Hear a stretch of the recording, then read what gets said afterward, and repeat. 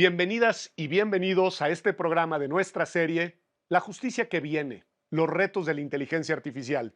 El programa del día de hoy, con Paula Sofía y con Javier, está centrado quizá en el que es la médula de nuestra agenda de toda la serie, que es la vinculación entre la justicia y la inteligencia artificial. O déjenme ponerlo desde la otra perspectiva.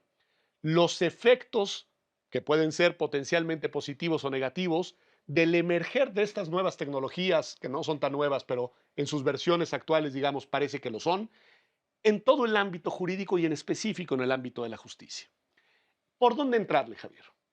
Pues mira, yo te diría que lo primero que habría que decir es que aunque la inteligencia artificial es una tecnología que claramente puede revolucionar muchísimas cosas, al mismo tiempo yo te diría la justicia en general en México y en el mundo ya ha tenido que transformarse y modificarse por la emergencia de otro tipo de tecnologías que también han cambiado el funcionamiento, ¿no? Y yo lo que le invitaría a las personas que nos están viendo y nos están escuchando es que piensen hoy cómo ha cambiado, por ejemplo, el sistema de justicia con el acceso a Internet y con todas las cosas que podemos hacer, para darse cuenta, y que ese sería quizá mi primer punto, Pedro, de que sin duda es un cambio, digamos, en muchos sentidos distinto, pero que como siempre va a tener retos, va a tener oportunidades, va a tener cosas positivas, va a tener también riesgos, ¿no? Yo creo que eso es lo primero que tendríamos que decir, ¿no? Esto no es una cuestión de blanco y negro, yo creo que estamos de nueva cuenta, una zona de grises que hay que analizar con mucho A cuidado. ver, lo primero que nos está diciendo Javier es no dramaticemos. Es decir, de alguna manera, pues las tecnologías no son tan nuevas y ya ha habido irrupciones tecnológicas que han tenido impacto en la gestión de la justicia, como decías tú, empecemos en una visión general. Pero pareciera que estas tecnologías, estas nuevas, la inteligencia artificial generativa, eh, plantea desafíos específicos distintos a los anteriores, Paula. Creo que, ¿Qué dirías? lo que adelantan estas nuevas tecnologías, esta inteligencia artificial ya ultra avanzada, es primero la idea de transformar completamente la forma en la que se imparte justicia y esta idea de pensar, como en todos los demás trabajos, en todos los demás oficios, si es posible transitar hacia una sustitución del trabajo humano y si es posible transitar hacia un sistema, podríamos decir, perfecto en tanto no humano, ¿no? Creo que esa es como la primera cosa que uno piensa con eso, es inteligencia artificial en la justicia, ¿no? Y efectivamente yo creo que cuando uno lo pone en ese punto, piensa, pues, o en temas catastróficos tipo Minority Report, o en temas en las que verdaderamente la justicia va a ser el ticket del súper y entonces todo va a salir perfectamente bien, ¿no? Ahora, antes de eso yo me iría a dos preguntas. La primera es, ¿de verdad necesitamos, para qué necesitaríamos que hubiera inteligencia artificial en la justicia? Tomando en consideración, pues, qué es lo que esperamos de la justicia. Entonces, uno, ¿de verdad la necesitamos? ¿Y para qué la necesitaríamos en ese caso, no? Esas serían como mi punto de partida antes de decir, sí, sí, adoptémosla con optimismo. A ver, pero el punto supone una premisa, Paula, porque supone que podríamos vivir sin utilizarla, sin aplicarla, y como si no existiera. Y eso es posible, Javier. Yo creo que no, bueno, sí es posible, pero sería costosísimo, ¿no? O sea, es decir, eh, regreso un poco al punto, ¿no? Hoy una persona abogada, ¿no? O un tribunal podría trabajar haciendo como si no existiera el Internet. Pues sí y no, o sea, es decir, podría tratar de hacer todo a la antigüita y tratar de seguir. Ustedes imagínense una cosa tan sencilla como consultar una tesis, una Ujú. jurisprudencia, ¿no? Bueno, en la prehistoria, antes de que hubiera CDs, antes de que hubiera internet, Y vas al. pues había que ir, ¿no? Y conseguir los volúmenes, ¿no? Del semanario y luego revisar de manera manual, ¿no? Esos largos índices que estaban, ¿no? En orden alfabético para encontrar un criterio jurisprudencial. Hoy, Pedro, todos lo sabemos, nos metemos a alguno de los muchos sistemas que ya hay incluso en el Poder Judicial de la Federación y necesitamos un teclado, ¿no? Que puede ser el de nuestro celular, una computadora, una tableta o lo que sea, y es mucho más fácil encontrar eso, ¿no? Yo creo que la inteligencia artificial, la generativa, pues es una herramienta brutal, para muchísimas cosas, desde redactar cosas. Si uno utiliza una aplicación, puede ser ChatGPT, puede ser cualquier otra, y uno le pide, oye, te voy a dar unos hechos del caso, ¿no? Y quiero que me des, ¿no?, un argumento donde se haga un planteamiento, donde una disposición que hace un trato diferenciado por edad es discriminatorio. Y le da esa instrucción, ¿no?, a un lenguaje como podría ser ChatGPT. ChatGPT nos va a dar una respuesta no 100% correcta, con fuentes que pueden ser correctas o incorrectas, pero en términos de estructura, de contenido, Nos va a aproximar a la y respuesta. es algo, porque este tipo de modelos digo, son muy complejos, pero si quisiéramos simplificar mucho las cosas, lo que hacen es tomar una enorme cantidad de información escrita y luego lo que nos permite es un poco como el teclado o el predictor que tenemos en nuestros celulares. Nos va dando, ¿no? Déjame ponerlo así, textos, ¿no? Palabras, oraciones, párrafos que tienen una enorme verosimilitud, es decir, son textos que hacen sentido cuando una persona los lee. Tiene muchos problemas y sería un error pensar que ahorita podemos hacer una demanda de amparo con ChatGPT o que podemos hacer una sentencia con ChatGPT, pero de que nos puede simplificar mucho tareas de redacción es indiscutible. O te pongo otro ejemplo, Pedro. El tema, tú imagínate la cantidad de documentos que tienen que revisar los poderes judiciales en México, que a veces están digitalizados y que no están digitalizados. Pero una vez que están digitalizados, la búsqueda de información en archivos que ya están digitalizados en algún formato se puede simplificar de manera exponencial. Y así como antes, ¿no? Pues había que abrir el expediente y ir constancia por constancia y más o menos revisar de un vistazo, ¿no?, las constancias para ver a dónde estaba la cosa específica que estamos buscando. Ese sistema, de nuevo, no es que sea perfecto y no es que nos vaya a dar la solución, ¿no?, correcta todo el tiempo, pero vaya cómo facilita el trabajo de los A ver, operadores. el punto de Javier es, probablemente no es que la necesitemos, pero sí nos va a resultar muy útil. Yo creo que, o sea, Javier menciona el punto más consensuado respecto de para qué nos sirve la inteligencia artificial en este momento. Hace el trabajo muchísimo más eficiente. O también creo que menciona uno de los riesgos más grandes ahorita, que es, hace un trabajo muy eficiente, pero yo siempre lo pongo como, es tu becario de segundo semestre. Tienes que revisar que las cosas que se estén poniendo estén bien hechas. Necesitas un conocimiento anterior, especializado y técnico para poder identificar qué es falso y qué es verdadero, qué cosas están bien construidas, tienen todavía, justo por cómo está armado el sistema, esta capacidad como para llenar vacíos, ¿no? Cosas que no saben, las inventan, ¿no? Sí. Entonces, ese tipo de cosas es una ayuda. Creo que no estamos al nivel en el que uno puede decir, podríamos No prescindir puedes de... No, delegar. podríamos prescindir del trabajo humano en cualquiera de los aspectos, ¿no? Porque creo que cuando estamos hablando de justicia, estamos hablando del trabajo de los litigantes, te puede ayudar a construir una sentencia, te puede ayudar a buscar precedentes, te puede ayudar. En el caso de los juzgadores, que me parece que es el caso más delicado, porque ahí estamos hablando de temas De tomar de decisiones que van tomar a impactar en la decisiones, de vida de las personas. ponderar. Y ahí hay dos ejemplos muy interesantes de cómo se ha utilizado hasta ahora la inteligencia artificial, que es en el Reino Unido el sistema de OASIS, que es para medir criminalidad, posibilidad de reincidencia y cálculo de sentencias. Ujú. Y una cosa muy similar que se utiliza en Estados Unidos que se llama Compass. Entonces, esos son como dos ya implementaciones en materia de justicia que utilizan los juzgadores Claro. y que tiene, en quien los estudia, pues tiene casos que funcionan muy bien y casos donde funciona muy mal. Entonces, también ahí todavía no podemos decir son infalibles. A ver, nos lleva Paula por una senda que es muy interesante, que es uno de los Sí, ámbitos de sí, la sí, sí, justicia, sí, sí, porque sí. aquí también, ¿de qué hablamos cuando hablamos de justicia?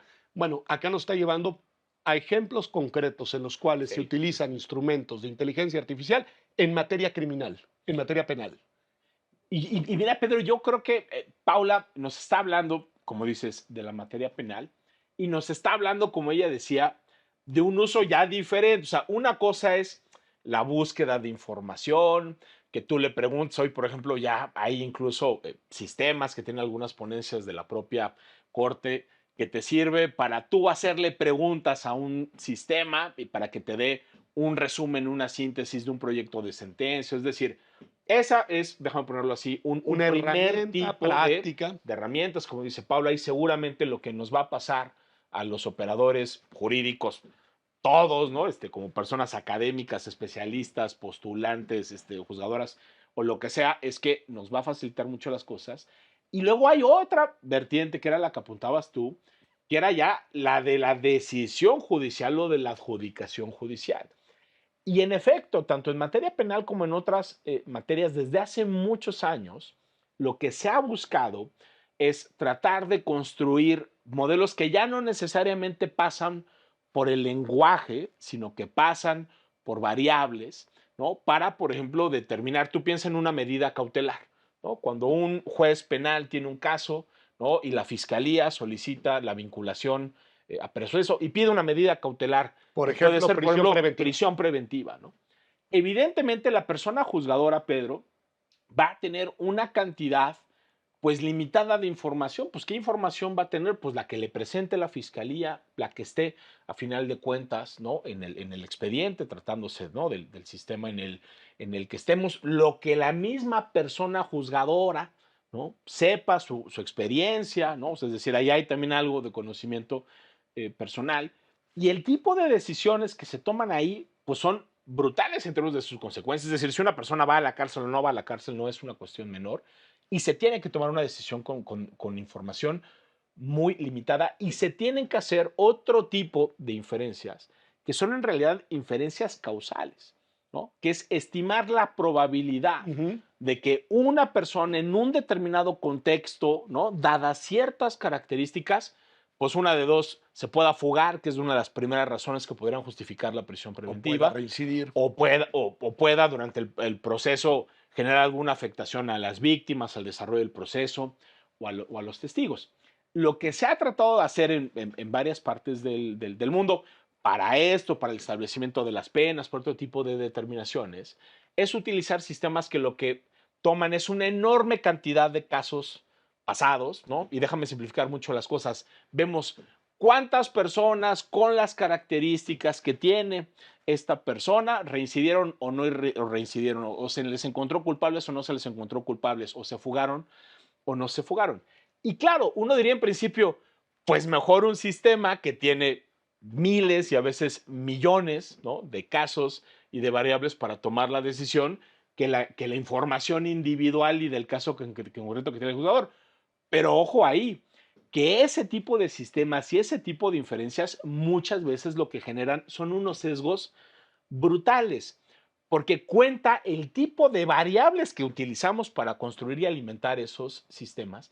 Y muchas veces esos sistemas no necesariamente están diseñados para hacer inferencias causales, donde la presencia de un factor en efecto genera otro, sino que muchas veces lo único que tenemos son correlaciones. Y ya te imaginarás, en el caso estadounidense, personas, por ejemplo, afroamericanas, por el mero hecho de ser afroamericanas, esos sistemas muchas veces lo que les asocian es una probabilidad mayor para todo. Porque ahí hay Esa es la otra cosa. Reproduce el prejuicio. estereotipos, reproduce prejuicios, porque a la hora que agarras un montón de variables antiguas, calculas en millones de variables, pasa lo que identificó muy bien el Project Justice de Harvard, ¿Qué? que era mismas personas que habían cometido delitos iguales, pero unas eran afroamericanas y otras eran blancas. Las personas afroamericanas habían obtenido condenas muchísimo más altas por el mismo delito. Y esa es otra de las Y cosas. eso se va Y reproduciendo. eso se va reproduciendo, Ok. porque a la hora que entra en el algoritmo te dice, no, pues mi sesgo ya es porque es el sesgo que ha tenido la justicia en este mismo lugar en el que yo estoy analizando, y entonces pues te voy a seguir reproduciendo esta variable si alguien no introduce algún tipo Sí, que un de correctivo. cambio, algún tipo de Un correctivo. correctivo. Que esa es una de las cosas en las que yo veo otra de los grandes beneficios del uso de inteligencia artificial, no tanto para la aplicación, sí para la revisión. Decían los investigadores del Max Planck que la inteligencia artificial nos podía ser muy útil para saber de las sentencias cosas que nunca habíamos podido saber. que nos iba a permitir conocer un montón de cosas de las construcciones de las sentencias, de estos sesgos, de incluso poder ver las etapas en las que se han ido definiendo las cosas de forma muchísimo más veloz, muchísimo más eficaz y mundial. O sea, una cuestión más útil para entender la justicia que Que para ejercer justicia. Así es. Eso dirías. ¿Tú confías más, Javier, en, digamos, la información sistematizada, arrojada en un caso que tenga que ver contigo por una máquina o por una persona que se va a encargar de juzgar, que también tiene sus prejuicios, también tiene sus sesgos? Sí, Y o sea, también mira, tiene yo creo, ¿no? Y eso, digo, yo sé que puede ser polémico, de que en el derecho las personas abogadas llevamos siglos haciendo argumentos. Yo creo que las personas abogadas, nuestro entrenamiento, estoy pensando en el contexto mexicano, pero también en otros lados, es trabajar con normas, ¿no? O sea, es decir, es esa idea de que yo recuerdo cuando a mi abuela le comenté que iba a estudiar derecho, me decía, vas a estudiar leyes, ¿no? Porque claro, la idea de que los abogados lo que hacemos, ¿no? Y que luego se reproduce en las clases, que es leer artículo por artículo la constitución, un código, un reglamento o lo que sea, darle sentido, derivar ahí normas y luego, ¿no? Trabajar, hacer cosas con esas normas, es algo que tenemos muy, yo creo que, pues, consciente o inconscientemente, enraizado en nuestras labores. Creo que somos bastante menos, vamos a ponerlo así, hábiles, ¿no? Y tenemos un entrenamiento bastante más deficiente trabajando con los hechos, ¿no? Por eso siempre la materia probatoria en México, pues ustedes recordarán muchas veces las clases en lo procesal, en la prueba, lo que veíamos era pues las reglas de las pruebas y qué tipo de pruebas se pueden presentar y cómo son los plazos y cómo se desahogan. Es ese tipo de regulación. Pero en realidad el derecho trabaja con una cantidad de hechos y cosas tan elementales como constatar si algo sucedió o no ha sucedido. Creo que es algo que los abogadas y las abogadas hemos hecho de manera un poco intuitiva, de manera poco reflexionada. O sea, es decir, el razonamiento probatorio desde la constatación de hechos individuales hasta cosas más complejas como determinar causalidad es algo que no necesariamente está en nuestra formación. De nuevo, al dictar una medida cautelar, lo que se tiene que preguntar a una persona juzgadora es qué tan probable es de que se presenten suceda. algunas de esas tres cosas, ¿no? El riesgo de fuga, la afectación a la víctima, la afectación al procedimiento. Y luego ponderarlo o compararlo con la afectación individual que va a resentir esa persona si se va a la cárcel.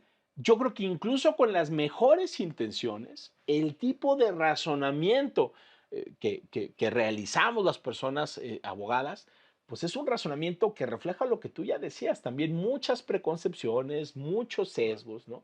Yo sí creo que más información, y ahí meto el matiz, en principio puede ayudar, pero eso también es lo que nos obliga, Pedro, es que entendamos, ¿no? No digo que los abogados ahora nos vamos a volver programadores ni especialistas en inteligencia artificial, no, pero sí nos obliga, déjame ponerlo así, a ser buenos consumidores de esas nuevas tecnologías y a entender, por lo menos en términos muy generales, qué tipo de inferencia se está haciendo. Y yo creo que si con esa conciencia, ¿no? Sobre para qué sirven y para qué no sirven y cuáles son, de nueva cuenta, sus riesgos, sus limitaciones y también sus ventajas, creo que sí podríamos tomar mejores decisiones, que no van a ser infalibles, que se pueden combinar las dos cosas, pero sí creo que eso nos obliga a voltear y a entender qué es eso que tenemos enfrente, que muchas veces por nuestra formación, evidentemente, no podemos entender así a bote pronto, ¿no? De alguna manera, los dos lo que me han venido diciendo, Paula, y voy contigo, es que hay una dimensión de lo humano que no puede ser sustituido por la inteligencia artificial. Porque al final, de ambos, lo que me han dicho es un instrumento, se puede usar, puede incluso darnos mayores capacidades para tomar decisiones correctas, ¿no? Porque son instrumentos que te robustecen tu cantidad de información, etcétera. Pero hay una dimensión que tiene que ver con el criterio, que tiene que ver con una valoración más, digamos, más intuitiva y más perceptiva y no es exactamente mecánica. Me pregunto si ese es el factor, el dato que rescatas tú cuando dices, esto no puede sustituir a las personas a la hora de tomar decisiones jurídicas. Yo creo que ese y el factor ética. O sea, creo que me parece que el factor ética es una discusión fundamental que se tiene que tener cuando estamos pensando en el uso de tecnologías de esta naturaleza. Es su uso ético, pero también su programación ética. O sea, creo que ahí importa mucho, por ejemplo, la propiedad de los sistemas que se utilizan, ¿no? O sea, hasta ahora todos los sistemas que se utilizan de inteligencia artificial son privados. No hay sistemas públicos. Salvo en China. Ajá. Pero bueno, en China es Bueno, como, bueno, bueno, pero hay- Público pero estatal, hay- claro, sí. estatal, Sí, sí, Pero en hay, realidad no pero es- hay que decirlo, porque es real que existe un modelo en el cual, Claro, digamos, sí, el sí. Estado es el gran creador y gestor Claro, de estas tecnologías. Nada claro, más para que no ha poner- abonado No. para nada en los derechos humanos, que No, no, no. para nada en la Yo, ética, que yo no. no lo dije, No, pero no, ok. pero, o sea, un poco ese tipo de cosas. También hay un factor ético en estos casos que yo estaba diciendo, en el de eh, Oasis, Project Justice, etcétera. Sí. Sí es alguien que construye un algoritmo con una orientación ética específica. Quienes Ok. construyeron el algoritmo para decir, tenemos que identificar, vamos a analizar todos los casos que se han dado en este cierto periodo de tiempo para tratar de identificar si hay un sesgo racial, pues esa construcción, esa programación, pues tiene que tener algún tipo de orientación ética. Ok. Creo que también en ese caso, pues tenemos que pensar en la ética y en el criterio, porque ahorita lo que terminamos es, sí, te pueden ayudar a tomar una mejor decisión, sí, tienes más información, que no necesariamente te lleva a tomar una mejor decisión, ¿eh? Creo que después de 20 años de redes sociales, en las que creíamos que la gente tomaba malas decisiones porque tenía mala información Claro, o sí, poca sí, sí. información, Hemos visto que no. hemos probado que no es por ahí la Sí. cosa, no tenía que ver con la información. Sí hace falta al final una persona que tenga unas ciertas características específicas para poder tomar la mejor decisión dentro de toda esa información presentada. Se estás colocando el argumento axiológico, ético, como un argumento medular y que ese sí no puede provenir, digamos, directamente de las máquinas. No, directamente no. Aunque sea alguien un paso atrás, tendría que programarlas éticamente, que no les ha resultado tan fácil hasta ahora. Me parece muy interesante. ¿Qué les parece si vamos a hacer una pausa? Regresamos y el enfoque que vamos a darle es un poco distinto, porque lo que han respondido, y creo que han respondido muy bien, es a la pregunta de qué se puede hacer para la gestión de la justicia con estas nuevas tecnologías. Pero tú decías, Javier, algo que quiero retomar regresando, que es los operadores jurídicos que deben de entender de las nuevas tecnologías. Sí. Entre otras cosas, porque no solo son un instrumento para llevar a cabo procedimientos jurídicos, sino porque también hay una enorme cantidad de temas jurídicos vinculados con las tecnologías que van a llegar a la justicia y las personas juzgadoras deben de entender y saber para poder decidir, al menos para decidir de manera correcta. Pero vamos a un corte. Quédese con nosotros.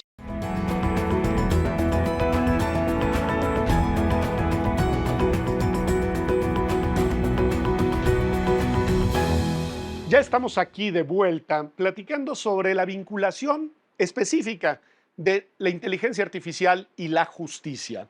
Y decíamos en el bloque anterior que, bueno, hay muchas maneras de imaginar cómo se puede aprovechar y qué riesgos tiene ese aprovechamiento de la tecnología a la hora de gestionar la justicia. Pero yo les decía, y en realidad retomaba una reflexión tuya, Javier, que los operadores jurídicos también debemos de entender mucho mejor este fenómeno porque hay una gran cantidad de casos y de temas que van a llegar a los juzgados, que van a llegar a los despachos de abogados y abogadas, que van a llegar a la justicia en general y que tenemos que saber responder. ¿Qué decir de eso? Ya, yo creo, Pedro, como te decía, ¿no? Al principio nos hacíamos la pregunta de, bueno, ¿algún operador jurídico individual puede hacer como si esto no existiera? Digamos, bueno, pues sí, en la medida en que un operador jurídico puede decir, oye, pues yo no uso internet y yo todo por escrito y demás. Pero claro, esa es una parte del problema. Y luego hay otra que está relacionada con que este tipo de tecnologías permean tanto la vida social que eventualmente los litigios que tengan que resolver las personas juzgadoras van a involucrar cuestiones técnicas relacionadas con la inteligencia artificial. Hay un autor estadounidense, ¿no? un académico, además juez federal, Richard Posner, ¿no? Que tiene un libro, ¿no? Donde él reflexiona sobre cómo las nuevas tecnologías en general han cambiado ¿no? La labor de los jugadores, y él lo que dice es que la complejidad de la vida social lo que impone es que las personas operadoras tengan que saber por lo menos algo de cómo funcionan estas nuevas tecnologías. Yo creo y estoy convencido, Pedro, de nuevo, de que las personas abogadas no vamos a ser ni los productores, ni los diseñadores, ni quienes digan qué hacer o no hacer con este tipo de sistemas, pero sí tenemos que ser buenos consumidores. ¿Qué pasa? Digamos, ¿qué implicaciones eso tiene? Yo te diría, una primera es, yo creo que a todas las personas abogadas desde los primeros semestres de la carrera Por ahí va. tendríamos que tener una primera buena materia, no solo de inteligencia artificial, sino en general de la relación entre derecho y tecnología. Tenemos que saber qué es el Internet, cómo funciona, qué es la inteligencia artificial, cómo funciona, qué son las plataformas digitales, cómo se relacionan, porque son cosas que nos vamos a encontrar a lo largo de la vida. Entonces yo creo que desde ahí, yo diría hasta la educación jurídica tendría que ser bastante más consciente Absolutamente. A ver, de Paula, este tipo de abona en el cuestiones. terreno que te veo muy Sí, ahí, convencida, no, porque no, a además ver, yo es no que veo que eso pase, ¿eh? quiero saber quiero, Javier me robó, emulando a nuestro querido Tito Garza, me echó donde un poco sí tiene que partir desde la educación jurídica. Es muchísimo más complejo y además es muchísimo más desigual asumir que los jueces van a aprender ya que les llegue un caso o ya que un litigante se ve en la necesidad, ya que eso lo que nos va a generar pues es una formación muy desigual. Quien quiera, quien pueda, quien le llegue el caso, van a ser los que van a empezar a tener una construcción de conocimiento en esta materia, mientras todos los demás van a estar en blanco, ¿no? Entonces, lo primero, pues sí, efectivamente tiene que empezar a hacer una transformación en las aulas para entender, pues ahora sí que como tú sabes lo que es el Internet de las cosas, empezar a saber qué son estas cosas en muchos sentidos. O sea, creo que una de las cosas que a mí más me llama la atención cuando estamos hablando de este tipo de tecnologías tiene que ver con dos temas. Uno, que son espacios donde se ejercen y se violan derechos. A ver. Entonces, si partes, o sea, y que como son generalmente privados y supranacionales, ¿Mm? los alcances del derecho se tienen que repensar para pensar cómo vamos a regular a una entidad que su lugar es, por ejemplo, en el caso de las redes sociales, Irlanda, pero tiene afectaciones aquí en México, pero aquí en México no tiene oficina, y que ahí suceden un montón de garantías y violaciones de derechos. Vamos a dividir los dos temas porque me parecieron muy interesantes. Vamos a poner primero la vinculación con derechos. Además, creo que Paula lo colocaba muy bien. Decía, es una doble vinculación, porque decía, por Claro. un lado se ejercen y por otro lado potencialmente se pueden afectar derechos. ¿Qué decir de eso? Vamos, pensando en esta perspectiva de justicia, en los derechos de las personas. ¿Cuáles son, Javier, así los derechos que te vienen a la mente que están de alguna manera vinculados, interpelados por los cambios Sí, tecnológicos? a ver, yo creo que el cúmulo de potenciales derechos que se pueden afectar es prácticamente dos, pero a ver, pienso en algunos ejemplos, ¿no? Hay un tema elemental, básico, por ejemplo, de datos personales, ¿no? Todos estos sistemas, ¿no? que se desarrollan a partir de en cantidades brutales de información, de documentos, de bases de datos, pues muchas veces son documentos y bases de datos que tienen información que puede ser muy sensible, ¿no? Entonces, que ese tipo de información, muchas veces lo que hacen este tipo de sistemas es descargar información que es pública o que está, digamos, en servidores, ¿no? Que pueden ser de los poderes judiciales, de otro tipo de autoridades y que no necesariamente tienen las medidas de protección suficientes, puede generarnos ahí una primera afectación, ¿no? O piensa tú, regresando al tema de los retos, en diferentes tipos de juicios, procedimientos, que pueden ser penales, civiles o administrativos, el tipo de afectaciones que pueda haber con estas tecnologías que permiten generar imágenes, videos o audios, ¿no? O sea, hombre, eso lo hemos visto y ha habido casos, ¿no? Pienso en el caso mexicano, ahí hay un video, por ejemplo, que circula en redes sociales, ¿no? De la virtual ganadora, ¿no? De la elección presidencial, Claudia Sheinbaum, donde supuestamente y en un set de televisión con periodistas y empresarios, invita a la gente a que realice inversiones, ¿no? En un modelo de negocio que está impulsando el gobierno de la República. Bueno, ahí hay una falsificación de la imagen de estas personas, hay una afectación a su imagen, a su honra o a su reputación, pero luego imagínate si hay personas que caen en este tipo de estafas, que invierten parte de su patrimonio pensando que quizás ese es un Es programa del verdadero. gobierno como federal. Entonces, pues caray, hay problemas relacionados de nuevo con la honra y con la reputación, hay problemas relacionados con la protección de datos personales, puede haber problemas relacionados con la libertad de expresión, este tipo de algoritmos también se pueden utilizar, ¿no? Para silenciar, para potenciar cierto tipo de voces, el derecho a la información también se puede afectar en diferentes contextos. Entonces, sí creo que lo que tenemos que recordar, Pedro, es que, como bien se decía, esto puede transformar tantas facetas de la vida social, que más bien lo que hay que pensar, y se decía muy bien aquí, es que a final de cuentas el derecho va a seguir teniendo un papel. Creo que todas estas tecnologías, entre otras cosas, hay que verlas con esa dimensión ética y también con esa lógica de los derechos fundamentales, porque así como lo que pueden potenciar es enorme, también la cantidad de afectaciones que se pueden presentar, que ya se están presentando y que quizás ni siquiera nos imaginamos en el futuro que se podría generar, pues creo que son enormes, ¿no? Y decías tú, Paula, algo muy interesante. Ya tuvimos un programa aquí en la serie sobre el tema específico de modelos regulatorios y de lo que se ha hecho en algunos ya países e incluso regiones del mundo. Pero tú decías algo interesante, que es que al final, al menos déjame generalizarlo así, al menos en lo que podríamos llamar Occidente, el liderazgo en los desarrollos los llevan empresas privadas. Empresas privadas que además, lo dices tú, son globales, tienen alcances, digamos, en todo el globo, tienen una cantidad ingente de recursos económicos y son muy difíciles de asir por los estados nacionales, ¿no? Desde el punto de vista, digamos, de la justicia, ¿qué problemas plantea eso? Tú ya adelantabas algunos, incluso decir, ni siquiera el domicilio de la empresa está en el territorio nacional de donde suceden los fenómenos. ¿Qué decir de eso? Yo veo tres puntos problemáticos. El primero que mencionábamos con el que empezamos este bloque, que era el desconocimiento de cómo operan estas tecnologías y cómo operan también las empresas que las operan Ujú. para poder pensar en una regulación o en una vigilancia o en una inserción a la sociedad que más o menos pues no sea tan disruptivo, que sea disruptiva de forma positiva, pero no negativa. La segunda es efectivamente el poder que tienen, o sea, la capacidad regulatoria que tienen los estados frente a estas empresas y frente a bienes que son inasibles. Claro. ¿Cómo, en dónde atrapamos la inteligencia artificial? Ujú. ¿Dónde la metemos? ¿Dónde se genera? Ese tipo de cosas. Y la otra también tiene que ver con un tema de acceso.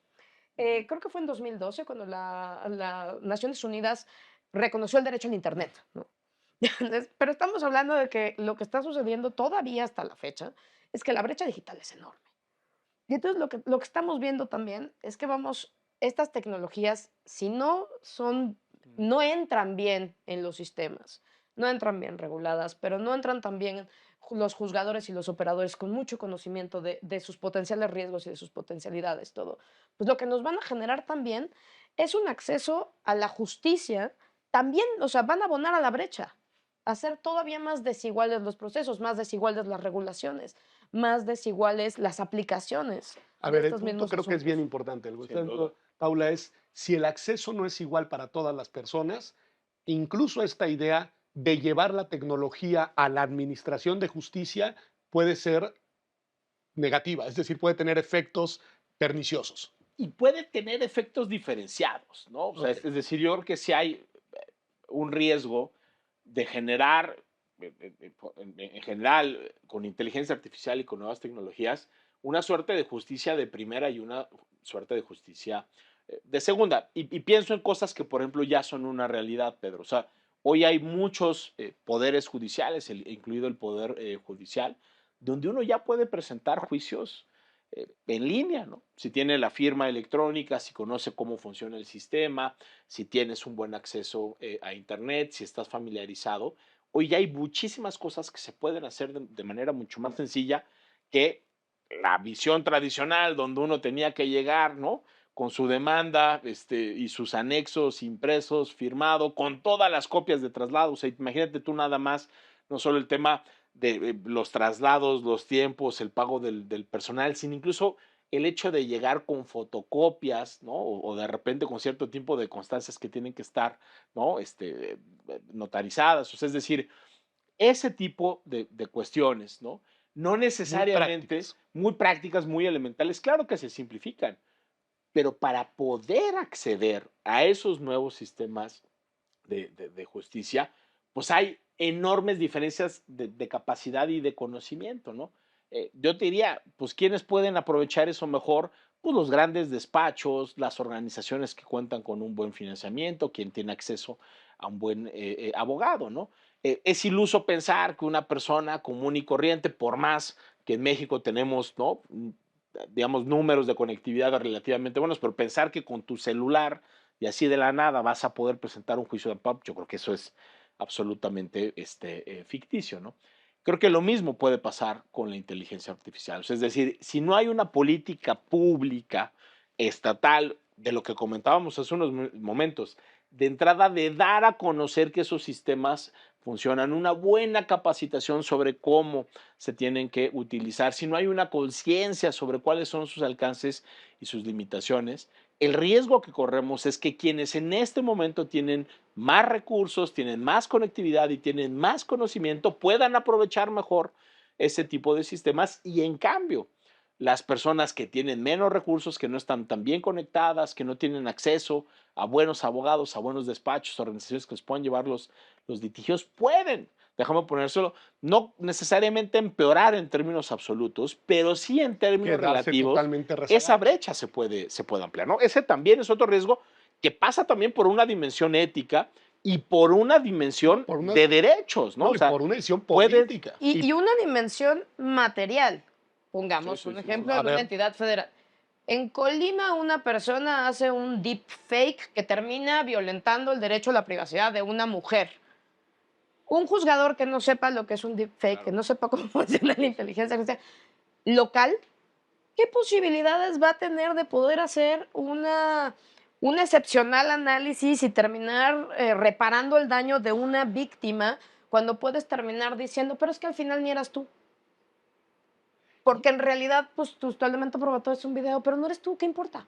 ¿Qué importa que sea tu cara si no eres tú? ¿y ahí qué es lo que puedes hacer, Paula? Porque estás tú marcando y poniendo la lupa en la diferencia entre lo local y entre las distintas entidades federativas y lo federal. Es decir, pensando en una política pública, una política de Estado, ¿qué es lo que tendría que estar haciendo? Pensando específicamente en el tema de la justicia y estas tecnologías, ¿qué debería estar haciendo el gobierno mexicano o los actores que toman las decisiones en un país como Así México? como en lista de Santa Claus. Sí, a ver, Inversión, inversión. educación, capacitación y regulación. Tienes que generar un marco mínimo sobre cómo funcionan estas cosas, cómo deben de funcionar, para qué sí se pueden utilizar, para qué no se pueden utilizar. El ejemplo que ponía Javier es clarísimo. Si a la virtual presidenta electa de la República le pueden sacar un video invitando a unas personas a Sí, que es invertir en falso. un claro deepfake, ¿qué no le puede pasar a las miles de personas? Porque aparte hay otra cosa. Esta tecnología es relativamente accesible. No es una Claro. tecnología, es compleja de utilizar, pero es relativamente accesible. Cualquier persona en cualquier lugar del mundo con habilidades, algún chavito, puede aprender a utilizar estas cosas y puede afectar la vida de otros desde lugares insospechados, y entonces no es una cosa en la que puedas focalizar el trabajo. No puedes decir, nos vamos a concentrar en capacitar a gente de ciudades, nos Ok. vamos a concentrar a mujeres, a hombres. Es una cosa cuyo impacto es general. Ahora, déjenme dar una vuelta de tuerca, porque han puesto el énfasis, y me parece natural que así sea, sobre los riesgos y las posibles afectaciones y los posibles malos usos y la necesidad de contenerlos y la importancia de incorporar, lo has dicho tú desde el bloque anterior con mucha claridad, una perspectiva ética que permita Claro. orientar de manera adecuada la utilización y el desarrollo de estas tecnologías. Pero en los últimos minutos me gustaría que nos centráramos en su potencial positivo, Javier. No, claro. ¿Cuáles son sus potenciales, más allá de simplificar y facilitar lo que tú nos decías, el acceso a la información, la sistematización de datos, etcétera? ¿Qué efectos positivos podría tener el uso de estas tecnologías pensando en la justicia y pensando en los derechos de las personas? Mira, yo creo que el potencial positivo es brutal. Eh, Comienzo con algo tan sencillo como entender mejor las resoluciones judiciales, ¿no? Hoy tú le pasas una sentencia del tribunal promedio en México, incluso a la persona afectada, ¿no? Que puede ser parte en el litigio o en el proceso, y es muy difícil que entienda una resolución redactada en un lenguaje Técnico, arcaico, arcaico. técnico, a veces, muchas, digo, lo técnico en el derecho seguirá siempre, porque pues, es una disciplina que tiene un componente técnico, pero hay una parte también donde las personas abogadas no somos particularmente buenas en general para comunicar en términos sencillos. Yo creo que eso nos puede simplificar muchísimo la redacción de las sentencias, nos puede generar esquemas que permitan que las personas entiendan mejor no solo qué se decidió, sino por qué se decidió. O sea, eso a mí me parece que sería importantísimo. De nueva cuenta, creo que bien utilizados este tipo de sistemas nos pueden llevar a tomar mejores decisiones, pero yo creo que cada vez las personas abogadas nos damos cuenta que lo empírico importa, que lo normativo va a seguir siendo importantísimo en el derecho mientras el derecho sea derecho, sí, pero que nos importan cuáles son los efectos Los que hechos generan, concretos. los hechos concretos y los efectos que generan las decisiones judiciales, ¿no? Y este tipo, ¿no?, de sistemas también lo que nos permite de entrada es mejor conocer la realidad, ¿no? ¿Cuál déjame ponerlo así, ese contexto donde operan esas normas jurídicas y después pensar cuáles son los impactos que tienen este tipo de determinaciones? ¿Qué pasa? ¿Mejora o no mejora la protección a las víctimas, el desarrollo del proceso, ¿no? O que una persona no se fugue, la prisión preventiva? Esa es una pregunta empírica. O Claro, sea, de datos. normativamente podemos discutir si se Sí, sí, justifica o no se estamos a favor de justifica los todo. derechos que se afectan o no, pero tener mejores datos para tomar mejores Ok. decisiones, conscientes de que el derecho, digo, yo sé que eso puede ser polémico bajo ciertas concepciones, pero que el derecho no es un sistema abstracto de normas y de conceptos, ¿no?, que no tienen que ver nada con la realidad. A mí sí me parece que este tipo de sistemas que incorporan información de la realidad nos podrían incluso servir a cambiar el chip para que las personas operadoras en general y por supuesto los poderes judiciales dicten sentencias mucho más conscientes de cuál es el impacto de sus decisiones. A mí me parece que eso, digamos, bien utilizado, podría genuinamente transformar, revolucionar la manera en que se imparte justicia para bien, indiscutiblemente, Me ¿no? parece muy importante. Paula, pensando en esta dimensión, pero en concreto en el caso de derechos, porque tú decías, insisto, con mucha, creo mucho tino, decías, aquí hay derechos que se pueden poner en riesgo, pero también derechos que se pueden amplificar, que se pueden potenciar. Colocándote en ese mirador, ¿qué se te ocurre? ¿Para qué derechos puede ser útil el desarrollo de las tecnologías pensando, de nuevo, en un contexto de una sociedad cada vez más justa, que es lo que nos interesa generar, ¿no? Yo creo, primero, nada más abonando rápido a lo que decía Javier, Sí, hay una cosa que sí abonaría que hubiera una mejor perspectiva, una mejor garantía de derechos, que es que los abogados tendemos a ser muy reacios a la interdisciplinariedad de es las cierto, cosas. O cierto, sea, cierto. somos malos para tratar de comprender cualquier cosa que se vaya más Y para allá hablar de... con otras disciplinas, Sí, ¿cierto? creo que la inteligencia artificial nos puede ayudar a comprender, por ejemplo, pienso en un caso muy técnico que es temas de competencia económica, etcétera, análisis de riesgo. Ese tema que es otro tema muy técnico que requiere un cierto grado de especialización, se puede incorporar de mejor forma a, a los análisis que hacen a la hora de tomar decisiones los juzgadores y abonar, por ejemplo, decir esto sí es un monopolio o esto no es un monopolio y no terminaríamos inventando nuestras reglas extrañísimas que inventamos en la reforma constitucional de 2007 para calcular determinancia como abogados, ¿no? O sea, creo que ese tipo de cosas podrían ayudar a tener mejores bienes y servicios. Efectivo, yo creo que la simplificación administrativa es un hecho. O sea, la inteligencia artificial te puede ayudar a ser muchísimo más sencillo. Hay también un tema ecológico. O A sea, ver, el tema ecológico, ¿cuál? Sí, o sea, creo que la simplificación administrativa que viene de vamos a dejar de tener papel, vamos a dejar de pensar en los traslados que existen, que se tienen que realizar para poder desarrollarnos en materia de justicia. Ya creo que ahí también pues puede haber un avance O sea, en temas simplificar de tiene colaterales positivos, tiene mucho sí, sentido. sí, sí, sí. Yo creo que ese tipo de cosas sí efectivamente nos pueden ayudar a tener un mejor, podríamos decir, ecosistema de los derechos. También, pues un algoritmo bien llevado te puede ayudar a justo identificar cosas que antes no habíamos identificado, como dónde están nuestros sesgos, en qué momento qué es lo que hace que a una persona se le juzgue de una manera o no, cuáles son los riesgos, por ejemplo, en la designación de jueces. O sea, creo que nos puede ayudar a tomar mejores decisiones que impacten en lo general, en la manera en la que la gente percibe la justicia y en la manera en la que la gente ve garantizados sus derechos. Otra cosa es información compartida. Cuando estamos hablando de lo que saben los litigantes, lo que saben los juzgadores, lo que saben las fiscalías, la inteligencia artificial nos va a permitir a todos eventualmente tener todas las mismas fuentes. Tener mayor información, Y la misma, más accesible y la misma. y la misma para todos. La misma. Bueno, Todos pues ese vamos a dato. poder tener un pool de información compartido en el cual pues vamos a poder eliminar un poco la información asimétrica que es una de las grandes demandas de la justicia. Me parece interesante. Javier, estamos cerrando el programa, se nos acaba el tiempo y quería una última reflexión de tu parte, pensando en una dimensión de la justicia que es muy importante y que gravitó a lo largo de nuestra conversación, el acceso a la justicia. Las tecnologías sí pueden potenciar las capacidades de las personas. Por ejemplo, estoy pensando en los traductores, Totalmente. ¿no? Que le permiten a las personas en su propia lengua poder argumentar lo que a su interés convenga y no con la necesidad de un traductor, digamos, físico y no a través, digamos, de la necesidad de una persona que intermedie y argumente a su favor. ¿Qué decir de eso, por ejemplo? No, a ver, yo creo que este es otro extraordinario ejemplo, ¿no? O sea, hoy cualquiera de nosotros tiene acceso a una serie de traductores, ¿no?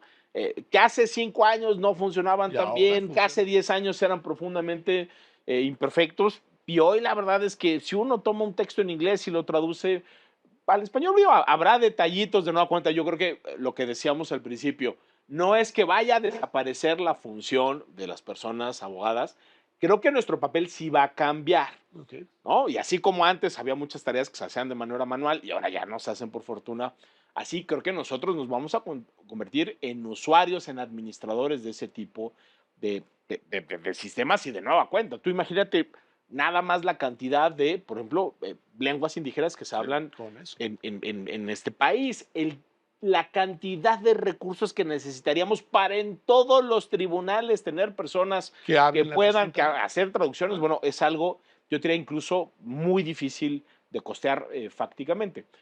Pero de nuevo, mira, yo creo que sí, el potencial es muy grande.